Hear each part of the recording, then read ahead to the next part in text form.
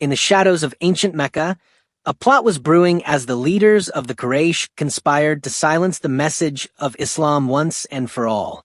They cornered the Prophet with a final impossible challenge. If you are truly the messenger, split the moon in the sky. Prove it or be silenced.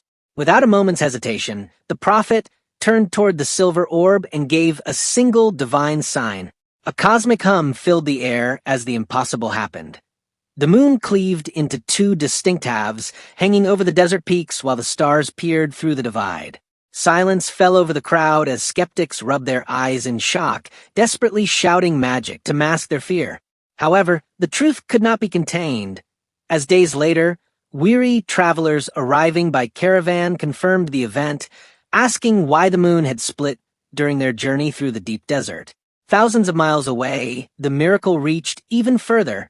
As history records, other regions witnessed the same celestial fracture, a global testimony to the event known as Shaq al-Qamar.